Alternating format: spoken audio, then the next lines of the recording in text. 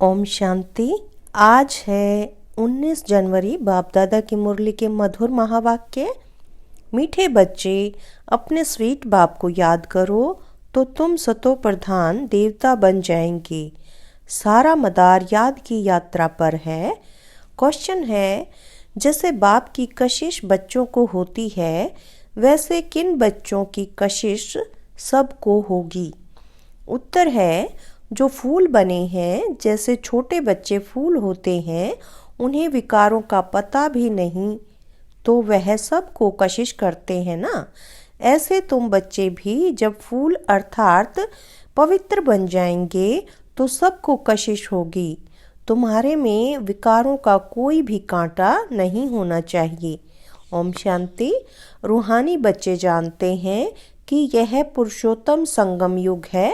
अपना भविष्य का पुरुषोत्तम मुख देखते हो, पुरुषोत्तम चोला देखते हो, फील करते हो कि हम फिर नई दुनिया सतयुग में इनकी लक्ष्मी नारायण की वंशावली में जाएंगे, अर्थात सुख धाम में जाएंगे अथवा पुरुषोत्तम बनेंगे।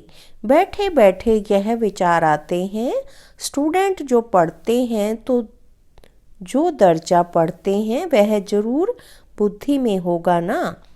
मैं बैरिस्टर या फलाना बनूंगा। वैसे तुम भी जब यहाँ बैठते हो तो यह जानते हो हम विष्णु डिनाइस्टी में जाएंगे। विष्णु के दो रूप हैं, लक्ष्मी नारायण, देवी देवता। तुम्हारी बुद्धि अभी अलौकिक है और कोई मनुष्य की बुद्धि में यह बातें रमण नहीं करती होंगी। तुम बच्चों की बुद्धि में यह सब बातें हैं। यह कोई कॉमन सत्संग नहीं है। यहाँ बैठे हो, समझते हो सत बाबा जिसको शिव कहा जाता है, उनके संग में बैठे हैं। शिव बाबा ही रचता है, वही रचना के आदि मध्य अंत को जानते हैं और यह नॉलेज देते हैं। जैसे कि कल की बात सुनाते हैं। यहाँ बैठे हो तो यह तो याद होगा ना कि हम आए हैं। रिजवनेट होने अर्थात यह शरीर बदल देवता शरीर लेने। आत्मा कहती है हमारा यह तमो प्रधान पुराना शरीर है, इसे बदलकर ऐसा लक्ष्मी नारायण बनने का है। एम ऑब्जेक्ट कितनी श्रेष्ठ है। पढ़ाने वाला टीचर जरूर पढ़ने वाले स्टूडेंट से होशियार होगा ना। पढ़ाते हैं, अच्छे कर्म सिखलाते हैं तो जरूर ऊंच होगा ना।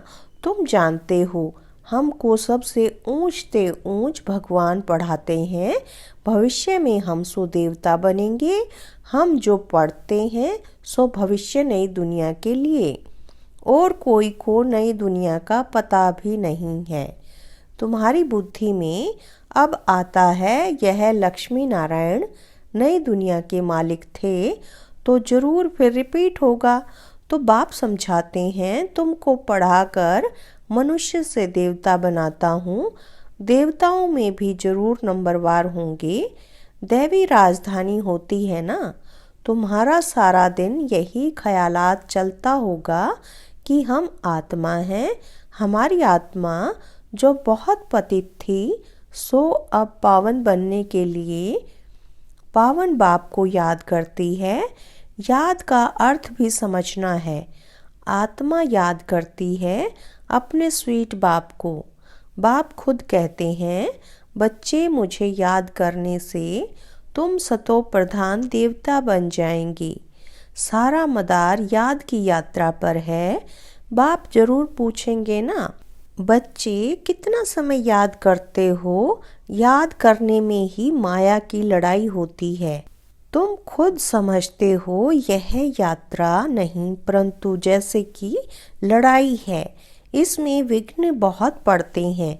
याद की यात्रा में रहने में ही माया विघ्न डालती है, अर्थात याद भुला देती है। कहते भी हैं बाबा हमको आपके याद में रहने में माया के तूफान बहुत लगते हैं। नंबर 1 तूफान है देह अभिमान का, फिर है काम, क्रोध, लोभ, मोह। आज काम का तूफान, कल क्रोध का तूफान, लोभ का तूफान आया, आज हमारी अवस्था अच्छी रही, कोई भी तूफान नहीं आया। याद की यात्रा में सारा दिन रहे, बड़ी खुशी थी। बाबा को बहुत याद किया, याद में प्रेम के आंसू बहते रहते हैं। बाप की याद में रहने से तुम मीठे बन जाएंगे। तुम बच्चे यह भी समझते हो कि हम माया से हार खाते खाते कहाँ तक आकर पहुँचे हैं। बच्चे हिसाब निकालते हैं, कल्प में कितने मास कितने दिन हैं, बुद्धि में आता है ना। अगर कोई कहे लाखों वर्ष आयु है तो फिर कोई हिसाब थोड़े कर सकें। बाप समझाते हैं यह सृष्टि का चक्कर फिरता रहता है। इस सारे चक्कर में हम कितने जन्म लेते हैं, कैसे डिनाइस्टी में जाते हैं, यह तो जानते हो ना। यह बिल्कुल नई बातें, नई नॉलेज है, नई दुनिया के लिए। नई दुनिया स्वर्ग को कहा जाता है। तुम कहेंगे हम अभी मनुष्य हैं, देवता बन रहे हैं, देवता पद है ऊंच। तुम बच्चे जानते हो हम सबसे न्यारी नॉलेज ले रहे हैं। हमको पढ़ाने वाला बिल्कुल न्यारा विचित्र है। उनको यह साकार चित्र नहीं है, वह है ही निराकार। तो ड्रामा में देखो कैसा अच्छा पार्ट रखा हुआ है। बाप पढ़ाए कैसे तो खुद बतलाते हैं।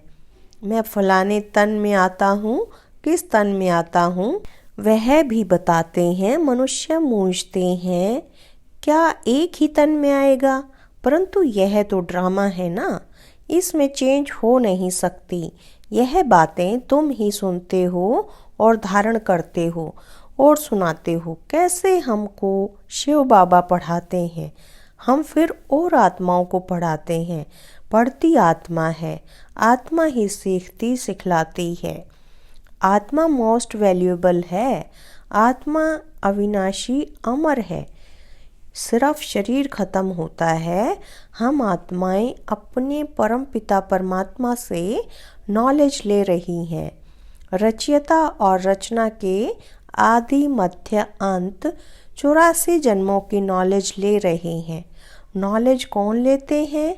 आत्मा। आत्मा अविनाशी है। मोह भी रखना चाहिए अविनाशी चीज में, न कि विनाशी चीज में। इतना समय तुम विनाशी शरीर में मोह रखते आए हो। सभी समझते हो हम आत्मा हैं, शरीर का भान छोड़ना है। कोई कोई बच्चे लिखते भी हैं, मुझ आत्मा ने यह काम किया, मुझ आत्मा ने आज यह भाषण किया, मुझ आत्मा ने आज बहुत बाबा को याद किया। वह है सुप्रीम आत्मा, नॉलेजफुल। तुम बच्चों को कितनी नॉलेज देते हैं। मूल वतन, सूक्ष्म वतन को तुम जानते हो। मनुष्यों की बुद्धि में तो कुछ भी नहीं है, तुम्हारी बुद्धि में है। रचता कौन है? इस मनुष्य सृष्टि का क्रिएटर गाया जाता है तो जरूर कर्तव्य में आते हैं। तुम जानते हो और कोई मनुष्य नहीं जिसको आत्मा और परमात्मा बाप याद हो। बाप ही नॉलेज देते हैं कि अपने को आत्मा समझो। तुम अपने को शरीर समझ उल्टे लटक पड़े हो। आत्मा सत्य चित्त आनंद स्वरूप है। आत्मा की सबसे जास्ती महिमा है। एक बाप के आत्मा की कितनी महिमा है। वही दुख हरता सुख करता है। मच्छर आदि की तो महिमा नहीं करेंगे कि वह दुख हरता सुख करता है, ज्ञान का सागर है। नहीं, यह बाप की महिमा है। तुम भी हर एक खुद दुख हरता सुख करता हो, क्योंकि उस बाप के बच्चे हो ना, जो सब का दुख हर कर और सुख देते हैं। सो भी आधा कल्प के लिए। यह नॉलेज और कोई में है नहीं। नॉलेजफुल एक ही बाप है। हमारे में नॉलेज एक बाप को ही नहीं जानते हैं तो बाकी फिर क्या नॉलेज होगी। अभी तुम फील करते हो हम पहले नॉलेज लेते थे, कुछ भी नहीं जानते थे।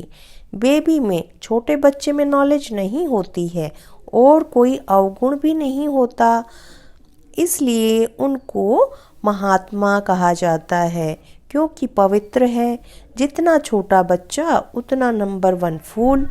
बिल्कुल ही जैसे कर्मातीत अवस्था है। कर्म विकर्म को कुछ नहीं जानते, सिर्फ अपने को ही जानते हैं, वह फूल है। इसलिए सबको कशिश करते हैं, जैसे अब बाबा कशिश करते हैं। बाप आए ही हैं तुम सबको फूल बनाने। तुम्हारे में कई बहुत खराब कांटे भी हैं, 5 विकार रूपी कांटे हैं ना। इस समय तुमको फूलों और कांटों का ज्ञान है। कांटों का जंगल भी होता है, बबूल का कांटा सबसे बड़ा होता है। उन कांटों से भी बहुत चीज़ें बनती हैं, भेंट की जाती है मनुष्यों की। बाप समझाते हैं, इस समय बहुत दुख देने वाले मनुष्य कांटे हैं, इसलिए इनको दुख की दुनिया कहा जाता है। कहते भी हैं बाप सुखदाता है, माया रावण दुखदाता है।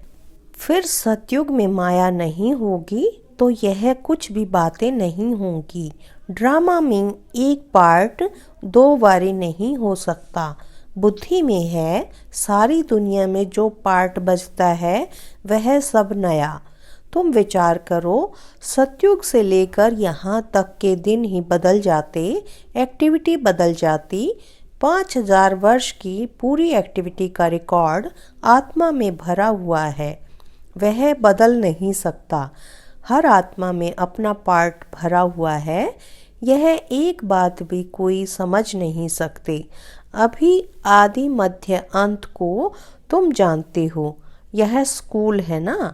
सृष्टि के आदि मध्य अंत को जानना है और फिर बाप को याद कर पवित्र बनने की पढ़ाई है। इनके पहले जानते थे क्या हमको यह बनना है? बाप कितना क्लियर कर समझाते हैं। तुम पहले नंबर में यह थे, फिर तुम नीचे उतरते उतरते अब क्या बन गए हो? दुनिया को तो देखो क्या बन गई है। कितने ढेर मनुष्य हैं। इन लक्ष्मी नारायण की राजधानी का विचार करो, क्या होगा? यह जहाँ रहते होंगे कैसे हीरे जवाहरातों के महल होंगे। बुद्धि में आता है अभी हम स्वर्गवासी बन रहे हैं, वहाँ हम अपने मकान आदि बनाएंगे। ऐसे नहीं कि नीचे से द्वारिका निकल आएगी, जैसे शास्त्रों में दिखाया है। शास्त्र नाम ही चला आता है और तो कोई नाम रख नहीं सकते। और किताब होते हैं पढ़ाई के, दूसरे नॉवेल्स होते हैं, बाकी इनको पुस्तक अथवा शास्त्र कहते हैं। वह है पढ़ाई के किताब। शास्त्र पढ़ने वालों को भक्त कहा जाता है। भक्ति और ज्ञान 2 चीज़ें हैं। अब वैराग्य किसका, भक्ति का या ज्ञान का? जरूर कहेंगे भक्ति का। अब तुमको ज्ञान मिल रहा है जिससे तुम इतना ऊंच बनते हो। अब बाप तुमको सुखदाई बनाते हैं। सुख धाम को ही स्वर्ग कहा जाता है। सुख धाम में तुम चलने वाले हो तो तुमको ही पढ़ाते हैं। यह ज्ञान भी तुम्हारी आत्मा लेती है। आत्मा का कोई धर्म नहीं है, वह तो आत्मा है। फिर आत्मा जब शरीर में आती है तो शरीर के धर्म अलग होते हैं। आत्मा का धर्म क्या है? एक तो आत्मा बिंदु मिसल है और शांत स्वरूप है, शांति धाम मुक्ति धाम में रहती है। अब बाप समझाते हैं सब बच्चों का हक है। बहुत बच्चे हैं जो और धर्मों में कन्वर्ट हो गए हैं, वह फिर निकलकर अपने असली धर्म में आ जाएंगे। जो देवी देवता धर्म छोड़ दूसरे धर्म में गए हैं वह सब पत्ते लौट कर आ जाएंगे अपनी जगह पर। इन सब बातों को और कोई समझ नहीं सकेंगे। पहले पहले तो बाप का परिचय देना है, इनमें ही सब मूंझ पड़े हैं। तुम बच्चे जानते हो अभी हमको कौन पढ़ाते हैं? बाप पढ़ाते हैं। कृष्ण तो देहधारी है, इनको ब्रह्मा को दादा कहेंगे। सब भाई भाई है ना। फिर है मर्तबे के ऊपर, यह भाई का शरीर है, यह बहन का शरीर है। यह भी अब तुम जानते हो। आत्मा तो एक छोटा सा सितारा है, इतनी सब नॉलेज छोटे सितारे में है। सितारा शरीर के सिवाय बात भी नहीं कर सकता। सितारे को पार्ट बजाने के लिए अंग भी चाहिए। सितारों की दुनिया ही अलग है। फिर यहाँ आकर आत्मा शरीर धारण करती है। वह है आत्माओं का घर। आत्मा छोटी बिंदी है, शरीर बड़ी चीज है। तो उनको कितना याद करते हैं। अभी तुमको याद करना है एक परमपिता परमात्मा को। यही सत्य है। जबकि आत्माओं और परमात्मा का मेला होता है, गायन भी है, आत्माएं परमात्मा अलग रहे बहुकाल। हम बाबा से अलग हुए हैं ना। याद आता है कितना समय अलग हुए हैं। बाप जो कल्प कल्प सुनाते आए हैं वही आकर सुनाते हैं। इसमें जरा भी फर्क नहीं हो सकता। सेकंड बाय सेकंड जो एक्ट चलती है वह नहीं। एक सेकंड पास होता है, मिनट पास होता है, उनको जैसे छोड़ते जाते हैं पास होता जाता है। ताकि कहेंगे इतने वर्ष, इतने दिन, मिनट, इतने सेकंड पास कर आए हैं। पूरा 5000 वर्ष होगा। फिर एक नंबर से शुरू होगा। एक्यूरेट हिसाब है ना। मिनट सेकंड सब नोट करते हैं। अभी तुमसे कोई पूछे इसने कब जन्म लिया था, तुम गिनती कर बताते हो कृष्ण ने पहले नंबर में जन्म लिया है। शिव का तो मिनट सेकंड कुछ भी नहीं निकाल सकते हो। कृष्ण की तिथि तारीख पूरा लिखा हुआ है।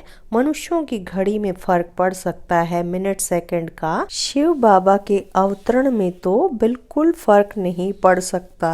पता भी नहीं पड़ता है कि कब आया। ऐसे भी नहीं साक्षात्कार हुआ तब आया, नहीं, अंदाज से कह देते हैं।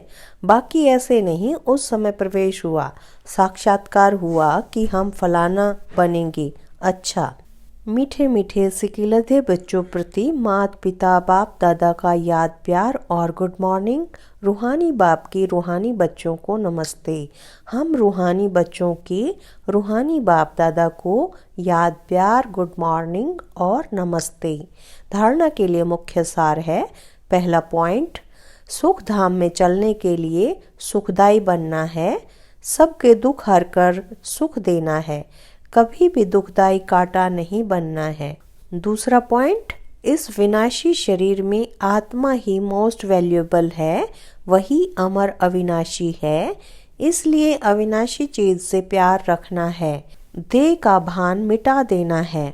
वरदान है, एक बल एक भरोसे के आधार पर मंजिल को समीप अनुभव करने वाले हिम्मतवान भव। ऊंची मंजिल पर पहुंचने से पहले आंधी तूफान लगते ही हैं। स्टीमर को पार जाने के लिए बीच भंवर से क्रॉस करना ही पड़ता है। इसलिए जल्दी में घबराओ मत, थको व रुको मत। साथी को साथ रखो तो हर मुश्किल सहज हो जाएगी। हिम्मतवान बन बाप की मदद के पात्र बनो। एक बल एक भरोसा, इस पाठ को सदा पक्का रखो तो बीच भंवर से सहज निकल आएंगे और मंजिल समीप अनुभव होगी। स्लोगन है, विश्व कल्याणकारी वह है जो प्रकृति सहित हर आत्मा के प्रति शुभ भावना रखते हैं। विश्व कल्याणकारी वह है जो प्रकृति सहित हर आत्मा के प्रति शुभ भावना रखते हैं। अच्छा, ओम शांति, ओम शांति।